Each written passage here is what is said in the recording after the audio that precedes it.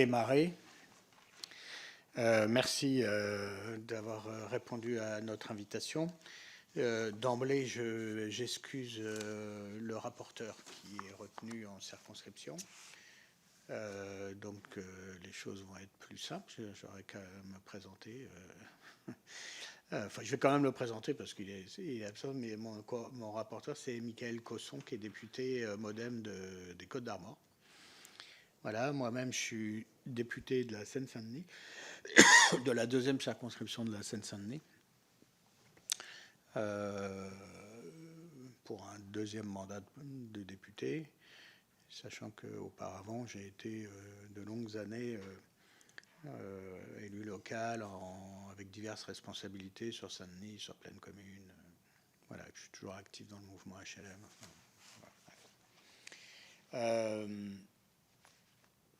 Voilà, donc nous avons quelques mots sur notre mission. C'est une mission parlementaire qui a pour ambition d'essayer de s'inscrire dans le calendrier législatif et les annonces gouvernementales, puisque nous allons... Bon, on a eu un débat qui n'a pas pu aller au bout au mois de décembre sur les meublés touristiques. On aura un débat, ça y est, il est inscrit à l'agenda de l'Assemblée nationale, on aura un débat au mois de janvier sur la loi copropriété et habitat insalubre. C'est passé au Conseil des ministres hier. Et c'est inscrit la semaine du 20 et quelques janvier. Voilà. Bref.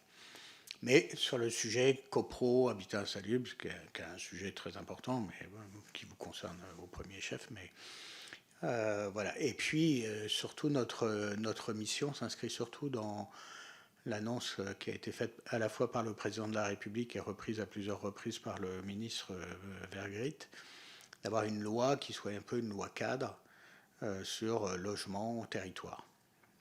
Je dis logement et territoire, puisque maintenant c'est comme ça que le ministre l'appelle, parce qu'au début on nous disait beaucoup logement, décentralisation, mais comme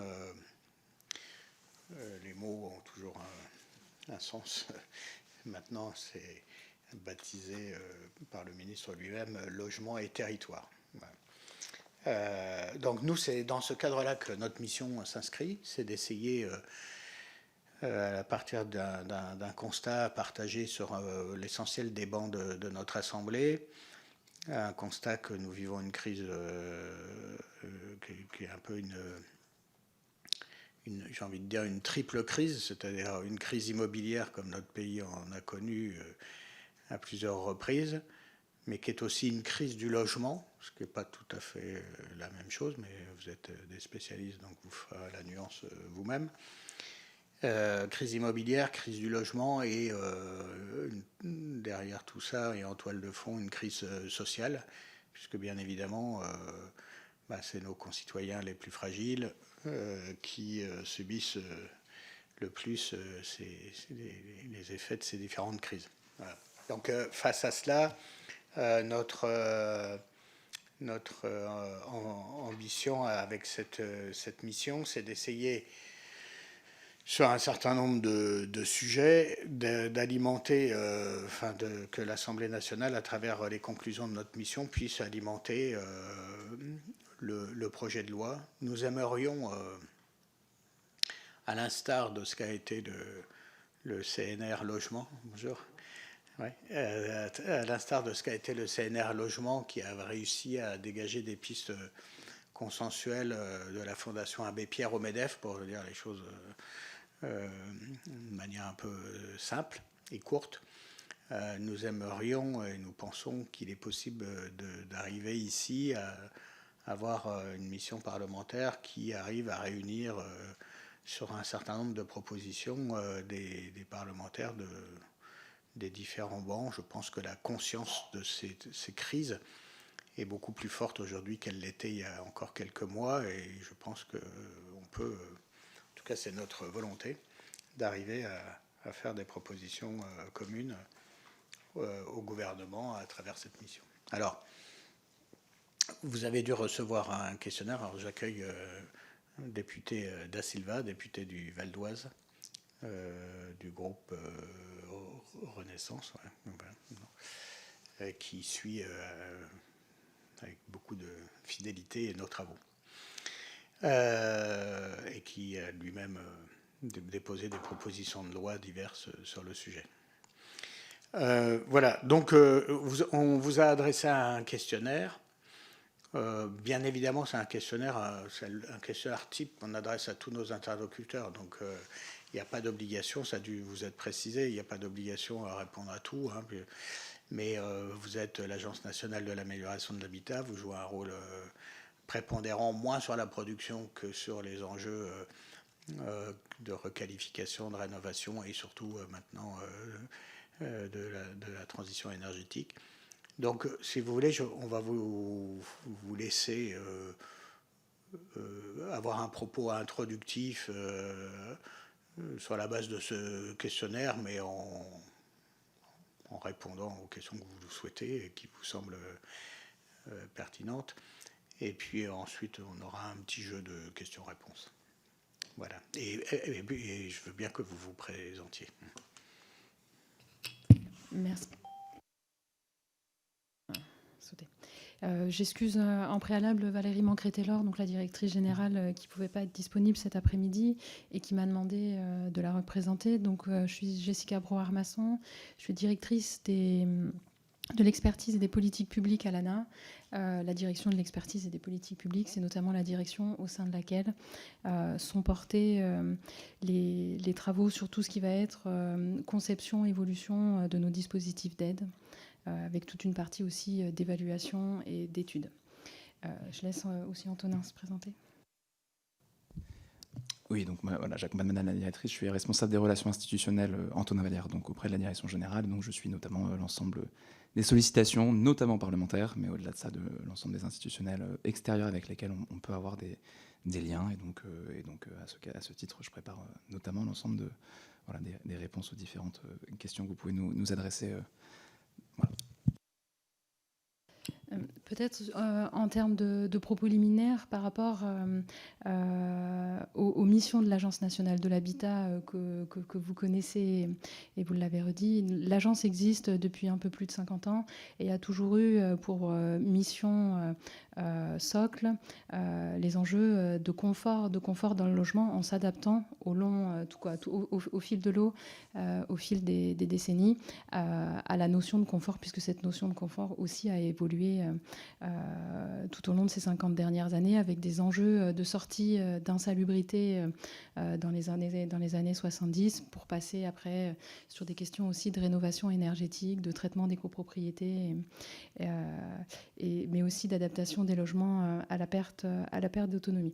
Une des spécificités aussi de l'ANA, c'est de répondre à la fois aux fractures sociales et territoriales, même si depuis la mise en place de MaPrimeRénov' en 2020, le champ des bénéficiaires des aides de l'agence a été élargi, puisque désormais, depuis 2021, l'ensemble des ménages, quelles que soient leurs ressources, peuvent faire des demandes d'aide auprès de l'ANA. Aides qui sont bien évidemment calibrées en fonction des ressources. Un ménage très modeste a forcément une aide beaucoup plus importante qu'un ménage intermédiaire et supérieur. Mais c'est vrai que depuis 3 ans, le spectre d'intervention de l'agence s'est largement étoffé, avec aussi sur les dernières années une accélération extrêmement conséquente de la place de la rénovation énergétique dans nos dispositifs d'aide.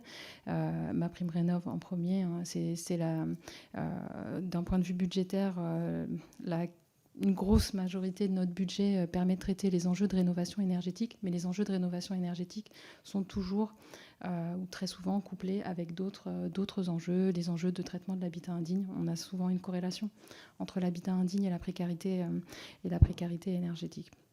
Donc dans ce contexte-là, d'amplification des enjeux de rénovation énergétique, l'agence continue, parce que c'est aussi une de ses spécificités, de s'appuyer sur un partenariat avec les collectivités locales au travers d'une contractualisation qui prend la forme d'opérations programmées d'amélioration de l'habitat ou de programmes d'intérêt général. contractualisation qui a commencé à évoluer récemment, avec la mise en place aussi du service public de la rénovation de l'habitat et l'intégration, le regroupement de l'ensemble des espaces conseils en faveur de la rénovation énergétique, dont une partie était pilotée par l'ADEME et une autre partie par l'ANA, sous la bannière France Rénov', dans l'objectif d'apporter un service public de qualité à l'ensemble de nos concitoyens sur les enjeux d'amélioration de l'habitat, et pas uniquement sur les enjeux de rénovation énergétique. Pardon. Autre grande modification d'ampleur qui va intervenir au 1er janvier de l'année prochaine avec la mise en place de MaPrimeAdapt, qui est le regroupement de plusieurs aides en faveur de l'adaptation des logements à la perte d'autonomie, dans une dynamique de simplification des aides à destination de nos concitoyens. Voilà globalement sur le fonctionnement de l'agence. Par rapport aux différentes questions que vous nous avez transmises, sur la première partie des questions, sur la question sur comment accroître la production de logements, et bien évidemment, l'ANA n'est pas la structure la plus appropriée pour répondre à ces sujets-là, même si un certain nombre de nos dispositifs peuvent apporter ponctuellement des réponses. Par le traitement de l'habitat ancien, de l'habitat dégradé, on peut apporter des réponses aussi en termes de construction de logements.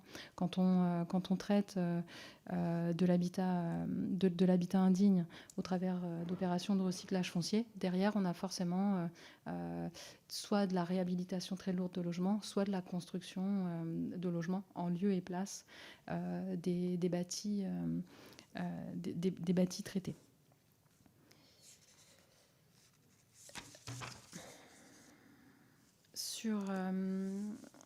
Du coup, si vous en êtes d'accord, je vais plutôt vous apporter des éléments de réponse sur la partie adapter le parc de logement aux nouveaux besoins. Et puis, en fonction des questions que vous voudrez approfondir, on pourra rentrer dans le détail de certains aspects. Sur l'adaptation du parc de logement, l'agence pousse bien évidemment en premier lieu les questions de rénovation énergétique. La rénovation énergétique, c'est un enjeu fort de société, avec des volumes extrêmement importants de logements à remettre à niveau. Mais la question de l'adaptation ne porte pas que sur la rénovation énergétique. On a aussi la question de l'habitabilité des logements, soit par rapport à des personnes en perte d'autonomie, et d'où les aides à l'adaptation des logements, qui visent à la fois les personnes âgées, mais aussi les personnes handicapées. Et un enjeu aussi à répondre aux nouveaux usages dans le logement. C'est pour ça qu'on porte une attention assez particulière, notamment dans les opérations de recyclage d'habitat indigne, de pouvoir, sur les logements qui sont produits en sortie d'opération, avoir des logements qui répondent aux besoins des habitants, avec des espaces assez modulables, avec des espaces extérieurs. On a un certain nombre d'opérations qui permettent de faire la preuve que dans des contextes urbains anciens, on peut avoir des logements qui répondent aux attentes d'aujourd'hui pour les ménages.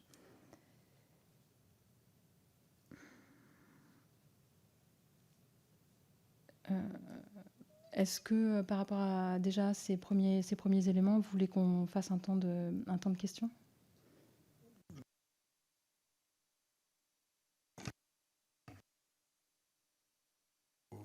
Non, c'est moi.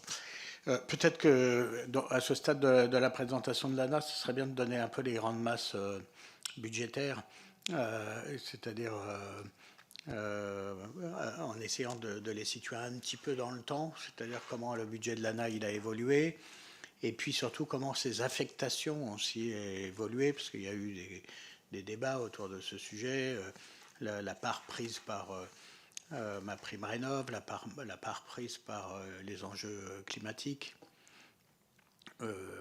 au détriment ou pas, mais ça vous allez nous dire, des fondamentaux de l'ANA qui étaient la résorption de l'habitat dégradé ou pas. Enfin, voilà, si on pouvait avoir les grandes... Enfin, je sais pas si tu as d'autres questions, mais si on pouvait avoir une présentation aussi sur l'évolution budgétaire de l'agence. Pas de souci. En 2018, le budget de l'agence était à 800 000... non, pas 800 000, à chaque fois je fais l'erreur. 800 millions. 800 millions d'euros. Et le budget qui a été voté la semaine dernière en conseil d'administration pour 2024 dépasse 6 milliards d'euros. Donc 800 millions, c'était en 2018.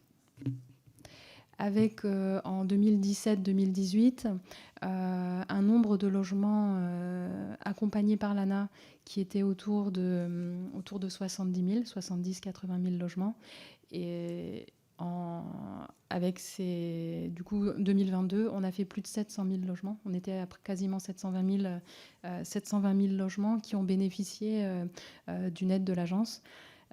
Que ce soit au travers des aides à la pierre ou au travers de MaPrimeRénov', qui est une aide nationale. Sur les grandes masses, effectivement, la rénovation énergétique représente une part extrêmement conséquente en pourcentage du budget de l'agence, mais il faut avoir en tête que l'ensemble de nos lignes budgétaires ont augmenté. Autant l'enveloppe dédiée à MaPrimeRénov', avec un bond assez conséquent qui a été permis au moment du plan de relance. Mais les aides à la pierre ont aussi augmenté. En 2018, 800 millions, à chaque fois, décidément. 800 millions d'euros, c'était uniquement des aides à la pierre. Aujourd'hui, la partie aide à la pierre a aussi augmenté. Et 3,7, c'est pas que... Oui, si, merci Antonin. J'ai mon pense-bête à disposition. On est aujourd'hui à 3,7 millions d'aides à la... Milliards, décidément, ces chiffres. Milliards d'aides à la pierre, excusez-moi. Les aides à la pierre, parce que les aides à la pierre, c'est une formule qu'on applique souvent à la production neuve, mais pour l'ANA, c'est quoi précisément les aides à la pierre ? Sur les aides à la pierre, du coup, vous avez effectivement la partie liée à la production de logement social, mais il y a aussi les aides à la pierre qui transitent par l'ANA, qui sont dévolues à l'amélioration des logements, du coup, au parc privé existant. Donc, que ce soit sur l'habitat indigne, que ce soit sur l'adaptation des logements à la perte d'autonomie, le traitement des copropriétés, ou la partie rénovation énergétique à destination des ménages modestes et très modestes, qui passe par le système de délégation des aides à la pierre auprès des collectivités quand elles font le choix d'en prendre la délégation de compétences. Ce socle-là, c'est vraiment le socle qui existe depuis la création de l'agence. Donc ce socle a été maintenu, renforcé, et du coup depuis 2018, chaque année, on a une augmentation progressive des budgets dédiés, que ce soit sur l'autonomie. Sur l'autonomie pour 2024, on est à un peu plus de 240 millions. Pour l'autonomie, là où l'année dernière, on était autour de 68 millions, décidément. Il me manque 3 zéros. 68 millions d'euros dédiés à cette politique-là. Sur l'habitat indigne, après, sur l'habitat indigne, les calculs sont assez spécifiques parce qu'en fait, quand on traite la copropriété dégradée, on traite de l'habitat indigne. Quand on intervient directement sur des logements soumis à des arrêtés d'insalubrité ou arrêtés de péril, on est aussi en traitement d'habitat indigne. Donc, on a plusieurs dispositifs qui permettent de répondre à ces enjeux habitat indigne. Et sur cette thématique-là, on est chaque année à entre 16 000 et 20 000 logements traités au titre de l'habitat indigne.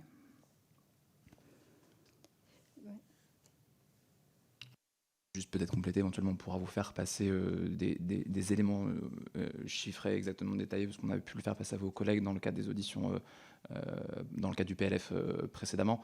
Donc voilà, on pourra éventuellement, si vous voulez compléter, pour avoir une vision de la progression effectivement très importante, et pour compléter les propos de la directrice, au-delà des moyens effectivement d'intervention qui sont en nette augmentation, les moyens humains également ont été transférés en ETP. L'année pour l'année 2024, on gagne 55, je crois, et ce depuis maintenant 2018, où les moyens de l'agence, donc à la fois en intervention et humains, ont été développés de façon très significative. Donc voilà, il y a l'ensemble de l'agence, à la fois en intervention et en moyens humains, qui sont importants. Peut-être simplement préciser également, je sais que c'est quelque chose qui des fois peut paraître une petite ligne, mais notamment sur tous les crédits d'ingénierie de l'agence, peut-être revenir là-dessus.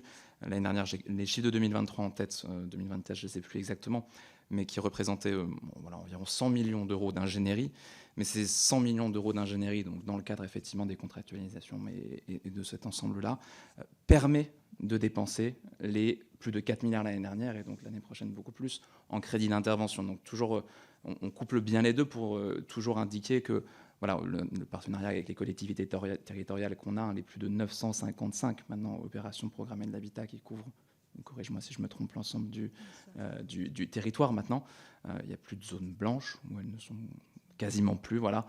Donc il y a vraiment cette notion-là d'accompagner aussi les collectivités territoriales à développer leur plan local de l'habitat sur la thématique de l'habitat privé, pour permettre la consommation de ces crédits, et notamment ces crédits d'intervention délégués dans le cadre des aides à la pierre, qui sont à la main des collectivités lorsqu'elles ont fait le choix d'en prendre la compétence. Et c'est dans le cadre des discussions que vous allez avoir dans le projet de loi donc logement et territoire, maintenant, si j'ai bien compris la dénomination, aussi important de souligner quand on parle de décentralisation, on travaille déjà beaucoup avec elles dans ce cadre des aides à la pierre. Peut-être une précision supplémentaire, parce que les masses financières, c'est important, mais par exemple, aujourd'hui, comment vous déclinez le nombre de logements traités en résorption d'habitat insalubre, le nombre de logements par an, le nombre de logements traités en rénovation énergétique, ça représente quoi en masse sur la rénovation énergétique, on est à plus de 600 000 logements traités au titre de la rénovation énergétique. Sur les logements par an, oui, par an. À la fois en aide, en gestes simples, ou en rénovation globale. Les rénovations globales, non, tu n'as pas les chiffres. Je vais vous les citer de tête. Mais je vais ouvrir l'ordinateur et je les aurai après. Mais sur les rénovations globales, de mémoire, on est dans les 60 000. Sur l'habitat indigne, comme je disais tout à l'heure, on est plutôt autour de 20 000 logements traités par an, sachant qu'on en a environ 16 000 qui sont traités dans le cadre du traitement des copropriétés dégradées. Quand on veut analyser en fait les logements accompagnés en fonction de la typologie du coût des désordres, il faut être très vigilant, parce qu'on ne peut pas sommer, on ne peut pas faire la somme. Vous ne pouvez pas sommer les aides à la réno, le nombre de logements traités au titre de la rénovation énergétique, plus l'habitat indigne, plus l'autonomie, parce qu'on a un certain nombre de doubles comptes, on a un certain nombre de situations dans lesquelles on va traiter à la fois l'habitat indigne et la rénovation énergétique notamment. Et si je résume le chiffre, c'est pour qu'on se comprenne bien, ça veut dire qu'aujourd'hui, si on parle en termes de logements traités, c'est-à-dire que vous êtes 600 000 logements traités dans le cadre de la rénovation énergétique, de gestes simples ou rénovation plus complète, 600 000 logements, et en habitat insalubre, 20 000. Oui. Ouais. Donc, le traitement de l'habitat insalubre est beaucoup plus complexe que l'intervention en matière de rénovation énergétique. On est face à des ménages qui sont dans une certaine précarité, les ménages les plus difficiles à aller chercher en habitat indigne, c'est les propriétaires occupants. propriétaires bailleurs, on a un certain nombre d'actions possibles pour inciter ou forcer le propriétaire bailleur à faire, à intervenir et à faire des travaux. Les propriétaires occupants, c'est beaucoup plus compliqué. Une des premières raisons, c'est à la fois la question de la précarité financière, la précarité sociale. On est souvent sur des ménages qui sont dans des situations parfois de refus de l'accès aux droits et dans des contextes très, très complexes. Mais une des difficultés majeures qu'on rencontre une fois que les ménages ont été approchés et qu'on a réussi à enclencher une démarche de travaux, c'est le bouclage du reste à charge, malgré les niveaux d'aide. On l'a vu sur l'expérimentation liée à ce qu'on a appelé les 6 territoires d'accélération, où on a sur 6 départements, le 93, 91, 94, les Bouches-du-Rhône, le 06 et les départements du Nord, où on a majoré nos aides en matière de lutte contre l'habitat indigne, que ce soit les aides aux propriétaires occupants, aux propriétaires bailleurs ou le financement des travaux d'office. On a vu, alors après on n'a pas non plus complètement été aidé par la période Covid, qui a orienté aussi les préoccupations des ménages et des collectivités vers d'autres sujets. La question du soutien alimentaire notamment. On a vu que sur ces 6 territoires d'accélération, la majoration des aides n'a pas eu un effet levier complètement satisfaisant. En tout cas, quand on fait la comparaison entre les années avant mise en place de ces majorations et la période de majoration, c'était pas complètement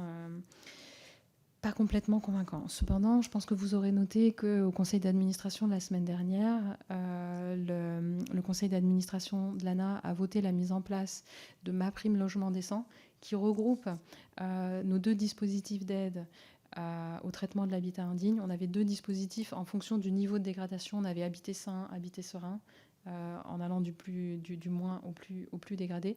Là, on regroupe les 2 dispositifs et on a aligné les taux de financement sur les taux de financement de la rénovation énergétique. À savoir que là où, avant, en tout cas jusqu'au 31 décembre de cette année, sur le traitement de l'habitat indigne, on était sur des aides à hauteur de 50% du coût des travaux, avec des plafonds soit à 20 000, soit à 50 000 euros de travaux. Avec MaPrime Logement Décent, on passe à 60% pour un ménage modeste, 80% pour un ménage très modeste, et on a là aussi augmenté les plafonds de travaux.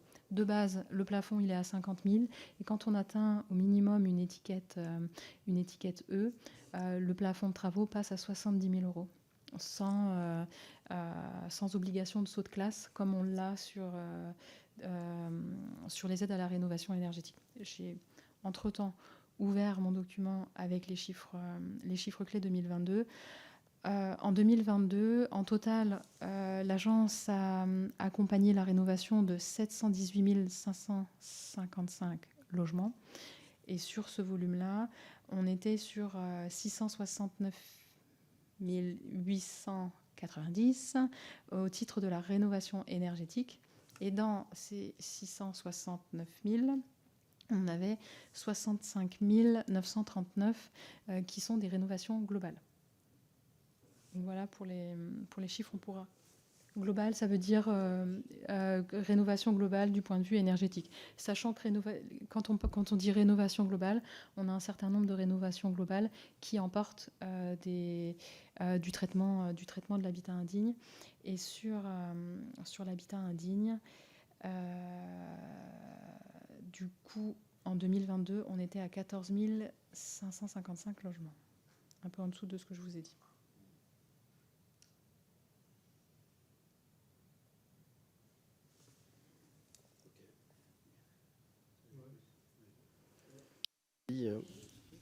Merci d'abord pour ces présentations.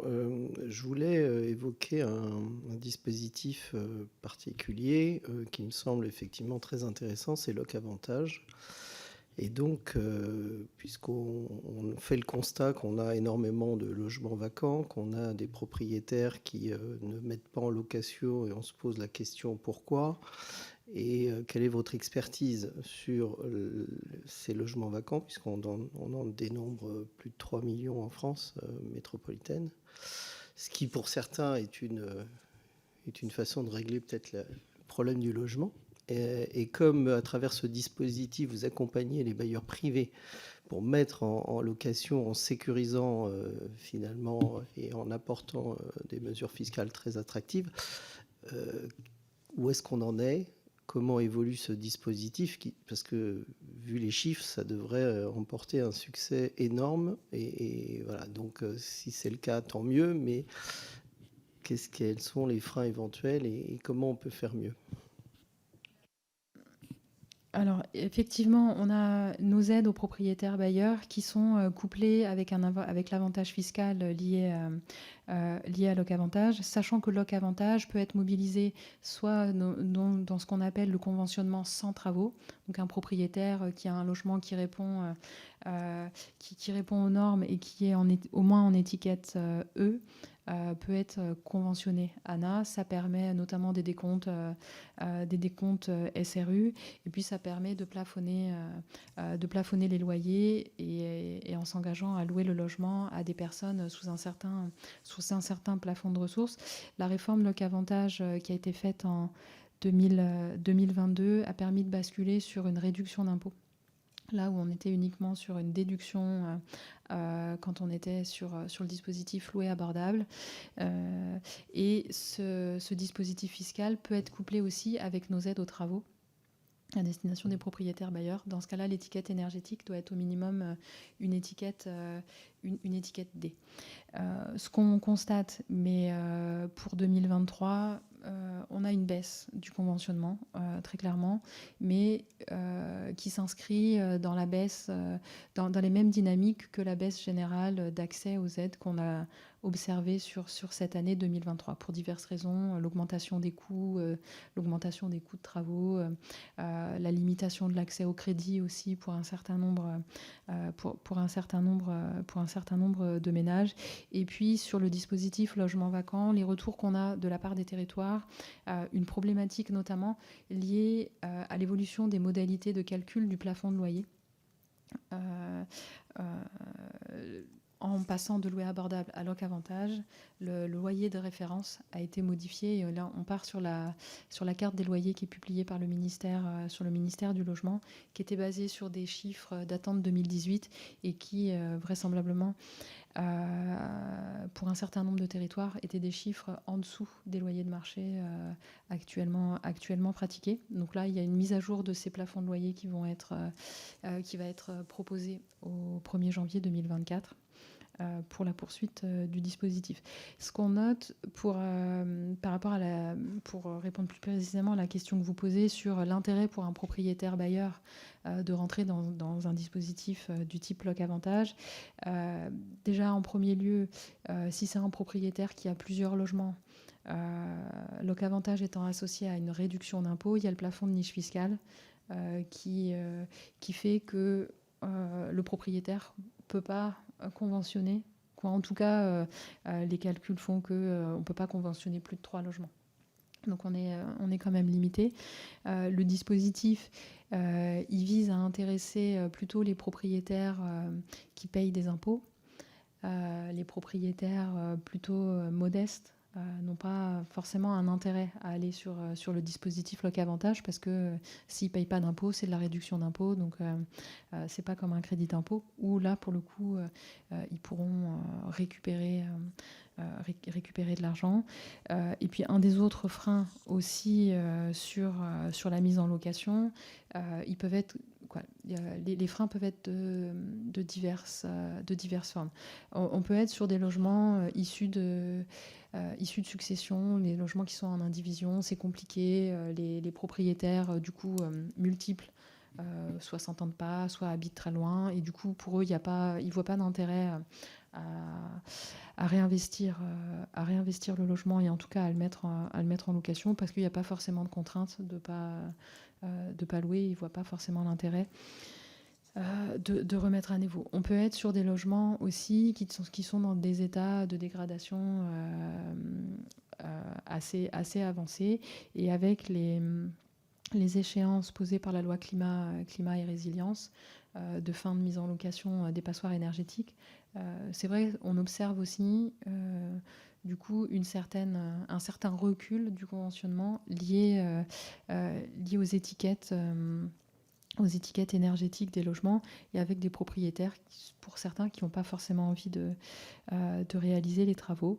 Et puis, de la même façon que pour un propriétaire occupant, réaliser des travaux dans un logement, ça ne s'improvise pas.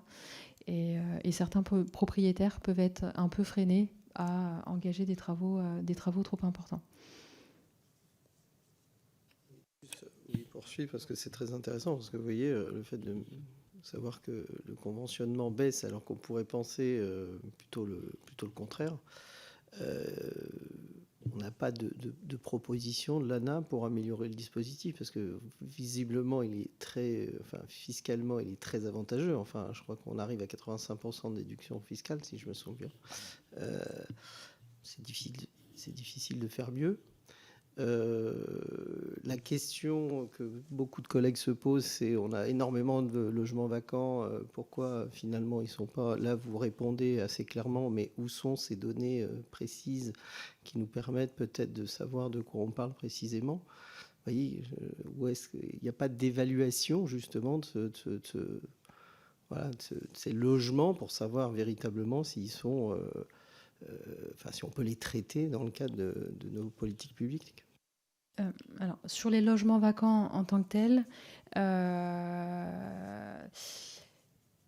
il y a eu le plan logement vacant qui a été lancé en 2020, avec la mise à disposition des collectivités qui le souhaitaient d'un certain nombre d'outils, à la fois le fichier LOVAC qui est porté par les collègues du ministère du Logement, qui permet de recenser les logements vacants, et puis une solution numérique qui s'appelle ZLV, comme zéro logement vacant, qui permet à la collectivité à la fois de faire ce repérage et puis de préparer du coup du publipostage à destination des propriétaires pour vérifier auprès d'eux que si le logement est toujours vacant ou pas, et puis en fonction du coup de leur mettre en visibilité les différents dispositifs qui leur permettraient de traiter leur logement, de faire des travaux, et puis de le remettre sur le marché, soit de le vendre si le propriétaire souhaite pas le conserver, soit de réaliser les travaux pour le mettre en location pour le mettre en location derrière.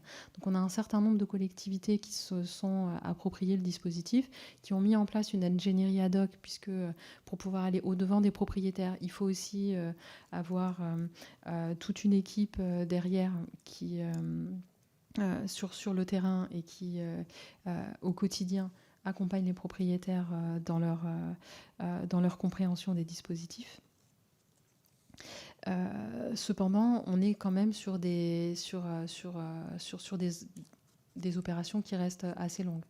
On a des effets ça avance petit à petit, mais on n'est pas sur du coup une sortie de vacances hyper rapide.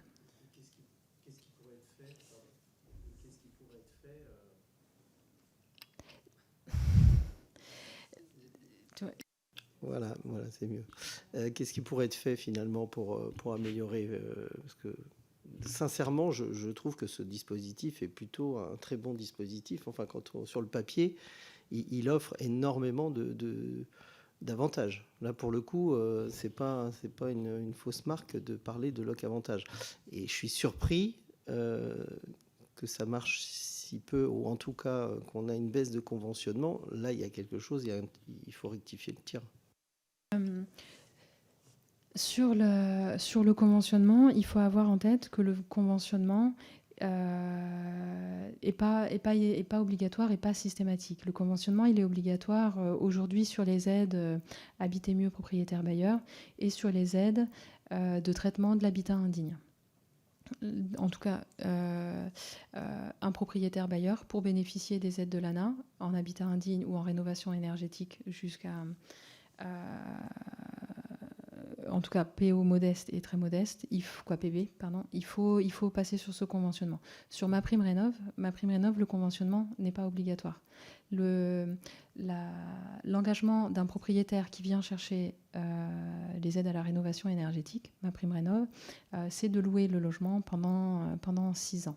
5 ans jusqu'à la fin de cette année, 6 ans à partir du 1er janvier prochain pour aligner les durées de mise en location entre les aides à la pierre et MaPrimeRénov'. Aujourd'hui, les propriétaires bailleurs un peu spécialistes, puisqu'il y en a quand même un certain nombre, c'est aussi des questions de rentabilité, ils louent pas leur logement juste... il y a derrière des enjeux de rentabilité. Ce que j'expliquais tout à l'heure sur le plafonnement à 3 logements du fait de la niche fiscale sur le conventionnement, ça représente un frein. Les plafonds de loyer qui semblent être trop bas par rapport au loyer de marché, même si la déduction fiscale qui peut monter jusqu'à 85%, quand on est sur le loyer très social. Locavantage, on a 3 niveaux de loyer et la déduction fiscale, elle est plus importante à partir du moment où l'engagement le propriétaire s'engage vers quelque chose de très social. Les équilibres entre du coup les loyers perçus, la déduction d'impôts, des retours qu'on a des territoires, il y a un certain nombre de propriétaires du coup qui se détournent du dispositif parce qu'ils ne s'y retrouvent pas aussi bien que ce qu'ils pouvaient s'y retrouver sur le dispositif précédent qui était loué abordable.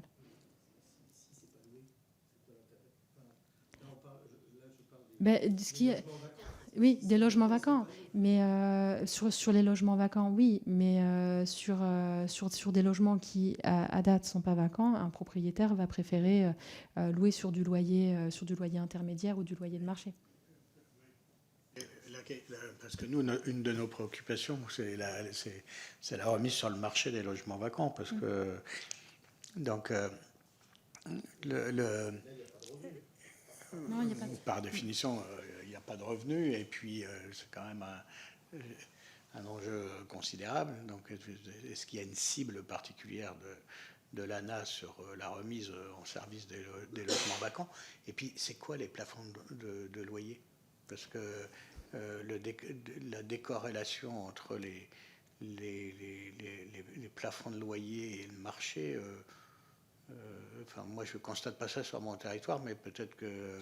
Ça dépend vraiment des territoires. Les plafonds de loyer, en gros, sur Locavantage, on est souvent un peu en dessous des loyers dans le parc social.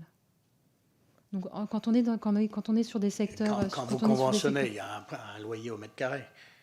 Oui. Moi j'ai été sur des loyers au mètre carré en conventionnement ANA qui était à l'inverse un peu au-dessus du logement social. Tu étais à 12 € du mètre carré. Ça dépend vraiment des territoires.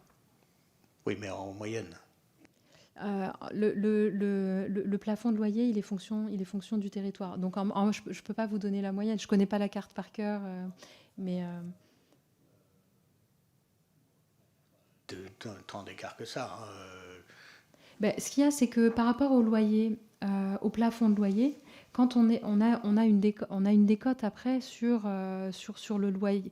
Quand on est sur du log 1, il faut être sur le plafond de loyer. Quand on est sur du log 2, on est à, de mémoire, moins 15 points.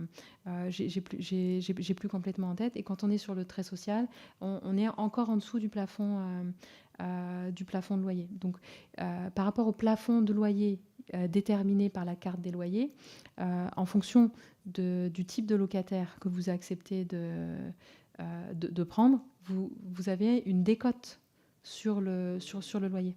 Oui, non, mais j'ai un peu la même interrogation. C'est-à-dire, ce qui serait intéressant de nous dire, c'est quels sont d'abord, est-ce que c'est une mission qui vous est demandée par les pouvoirs publics de remettre massivement sur le marché des logements vacants, d'abord, parce que si ce n'est pas le cas,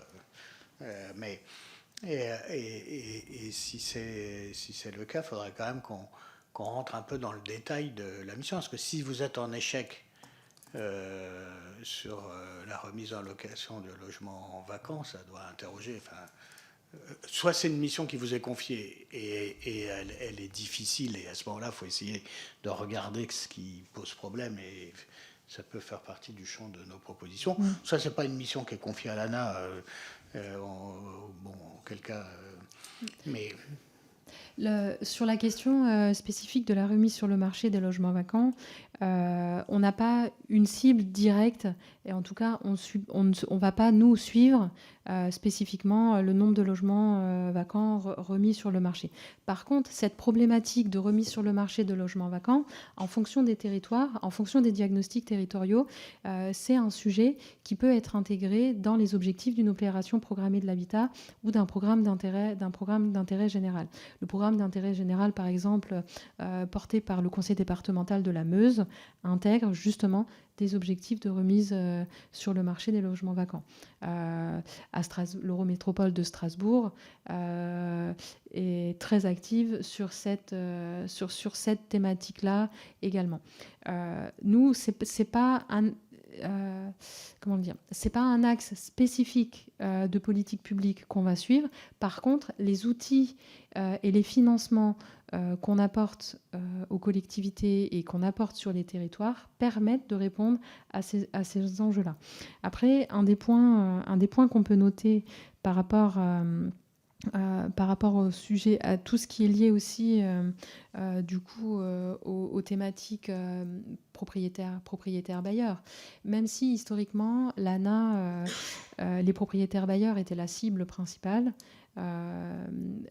les changements opérés autour de 2010 avec du coup une orientation sur les ménages notamment occupants les plus modestes, a fait que les objectifs assignés au traitement des logements locatifs représentent plutôt une petite partie de nos objectifs.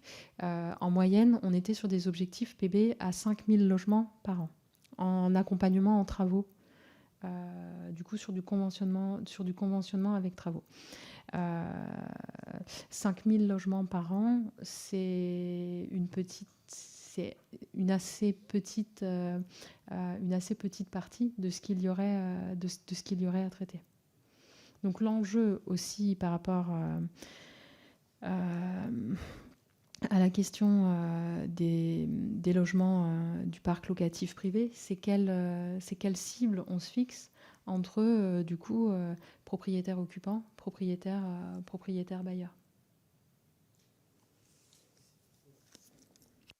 Si je regardais le plan donc on avait appelé Logement d'abord, 2018-2022, c'était 49 500 logements abordables créés dans le parc locatif privé. Donc on est bien dans le cœur du dispositif, donc ça fait plus que 5000 par an. Enfin, en tout cas, l'objectif de l'État était bien plus que ça. Sur l'objectif à 5000 par an, on est sur le conventionnement avec travaux. Donc du coup, sur le traitement de logements avec travaux. Il faut avoir en tête que chaque année, globalement, on a à peu près autant de conventionnement avec travaux que de conventionnement sans travaux. Donc tout l'enjeu aussi, et notamment dans le cadre du plan logement d'abord, c'est les dispositifs d'intermédiation locative qui permettent justement de capter des logements dans le parc privé et de pouvoir les mettre en location, sous-location, pour pouvoir accompagner les ménages les plus précaires. Après, sur les réponses aussi à des ménages en situation de précarité, on a, nous, les dispositifs en maîtrise d'ouvrage d'insertion, où on accompagne le financement d'opérations de réhabilitation. Parfois, ça correspond à de la transformation d'usage. Sur certains territoires, on a transformé des écoles du coup en logement accompagné. Et là, on a des opérations aussi assez intéressantes sur les territoires. Peut-être juste sur l'intermédiation locative, est-ce que c'est un sujet, est-ce que ça, d'abord, est-ce qu'on parle bien de la même chose? C'est-à-dire, c'est l'ANA aide à la rénovation, la mise aux normes du logement. Et ensuite, vous avez une structure qui, pendant la durée du conventionnement, va s'assurer de la gestion du bien en lieu et place du propriétaire, avec engagement de restituer le bien à l'issue du conventionnement. Voilà. Mais ça monte en puissance ou pas?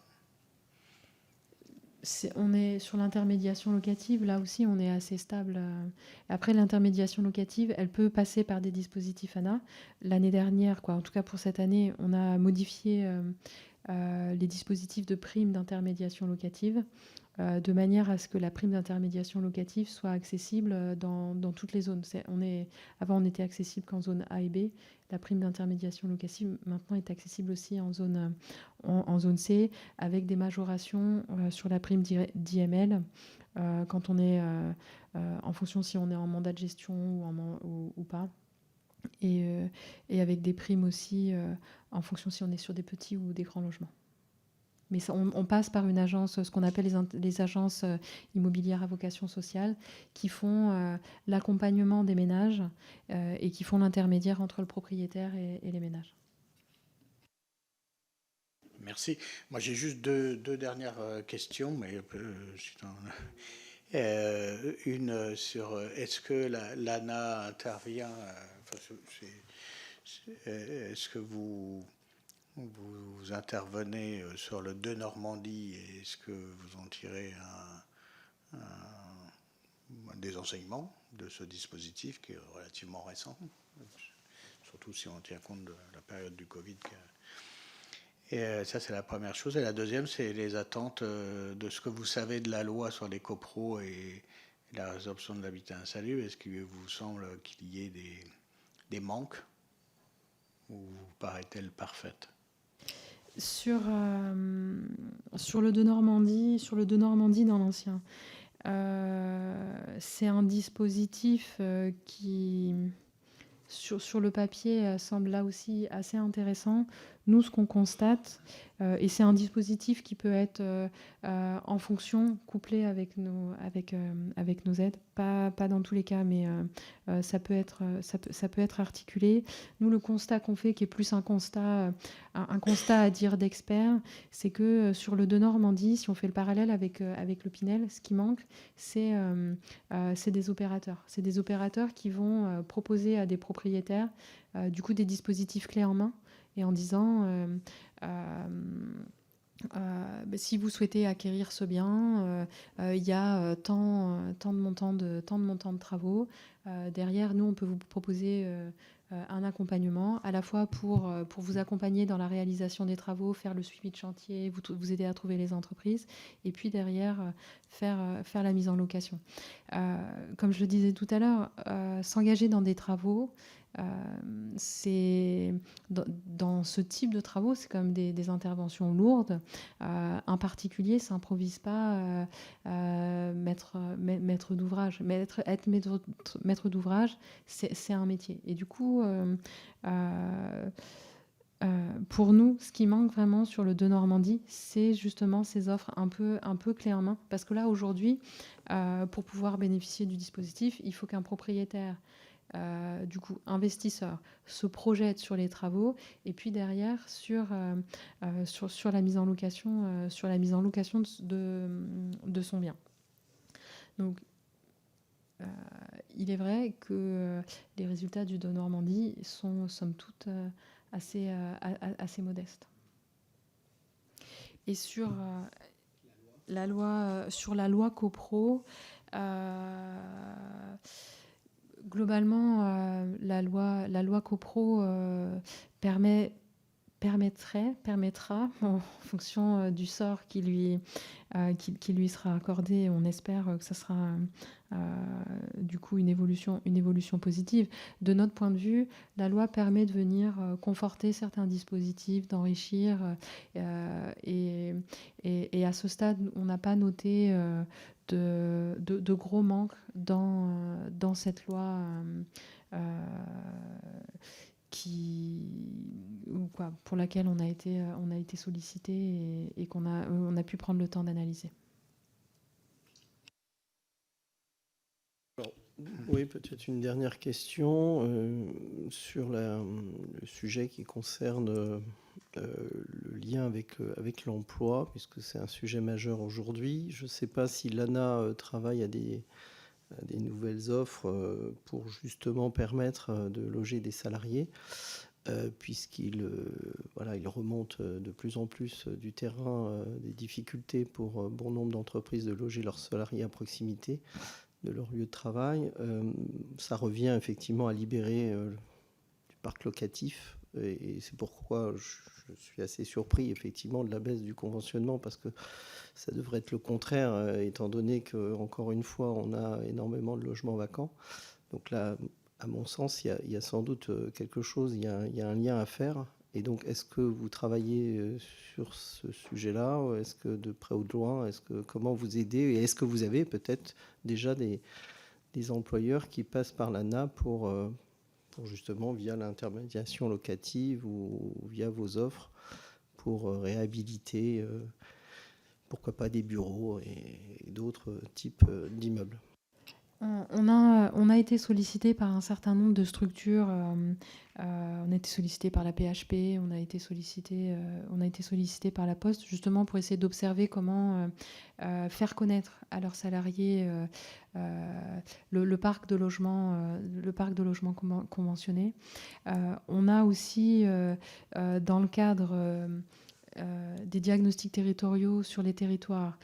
Quand on a une problématique justement d'entreprise qui peut s'installer sur le territoire, dans le cadre des travaux sur les opérations programmées d'amélioration de l'habitat, il peut y avoir du coup un axe spécifique aussi sur comment, au travers de l'habitat existant, produire plus de logements pour les salariés qui vont s'installer.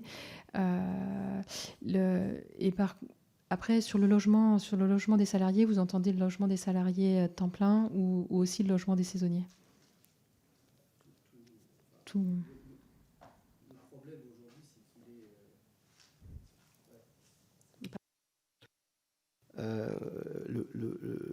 On a des besoins partout. Enfin, je dirais évidemment, on a les saisonniers, on a même les étudiants. Enfin, c'est plus des employés, c'est plus des salariés, mais c'est aussi une problématique. Mais oui, ça touche tous les secteurs et partout. Et encore une fois, c'est cette corrélation qu'on n'arrive pas à faire entre de la vacance. Alors, soit ces logements sont pas du tout dans des zones économiques. Et ça, il faut quand même qu'on le dise, parce que c'est vrai que quand on a des chiffres comme ça, bruts, et qu'on ne sait pas à quoi cela correspond, on peut s'interroger sur la nécessité de produire de nouveaux logements. Et je trouve que bon, c'est une mission de service public que de savoir d'éclairer justement les choses. Donc, les besoins sont partout. Est-ce que ces logements vacants ou ce qu'on appelle des passoires thermiques, il faut bien qu'à un moment, la puissance publique traite ces logements, puisque par définition, c'est quand même des logements qui existent.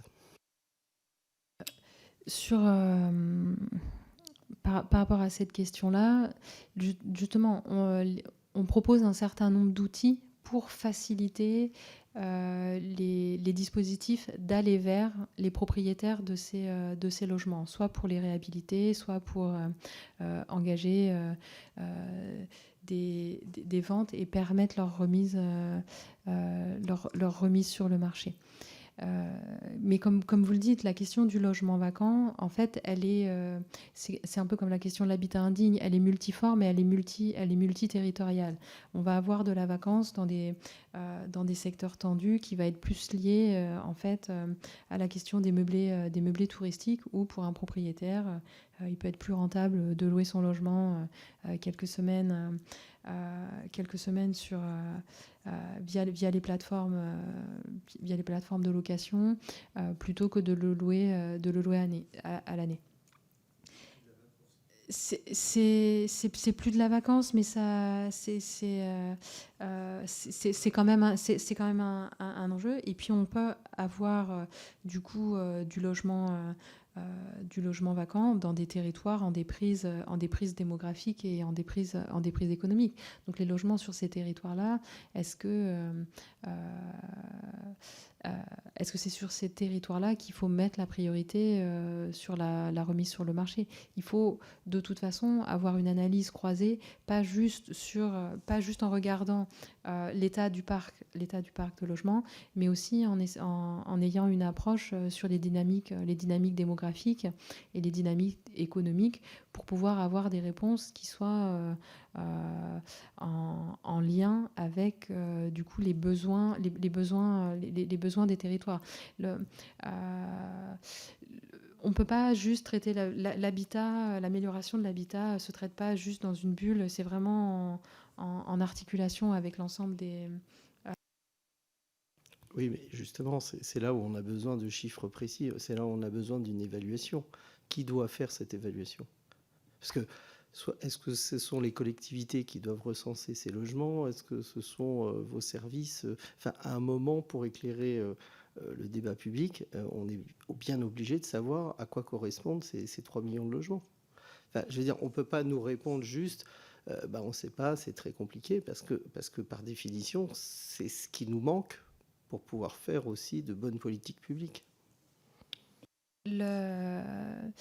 L'État a mis à disposition des collectivités qui en font la demande, justement, des fichiers de recensement des logements vacants. La politique de l'habitat, c'est une politique locale. C'est une politique portée par les collectivités. Donc il faut aussi que les collectivités, elles se saisissent de cette problématique, et à partir des outils qu'on a mis en place qui permettent justement de pouvoir faire ce premier recensement, ce premier repérage des logements vacants, comme on a des outils qui permettent de faire un premier repérage des logements potentiellement indignes ou des copropriétés fragiles. À partir de ce diagnostic territorial, il faut que la collectivité structure sa politique et sa stratégie d'intervention.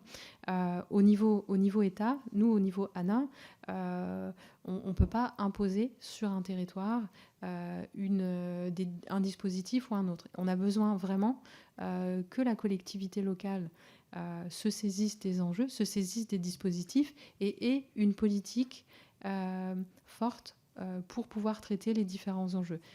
En fonction des territoires, ça peut être juste des enjeux liés à la rénovation énergétique, et dans ce cas-là, la mise en place du service public de la rénovation de l'habitat permet d'apporter les services nécessaires. Sur certains territoires, il faudra aller plus sur soit le traitement des copropriétés fragiles, soit les questions d'habitat indigne, soit les questions spécifiques de vacances.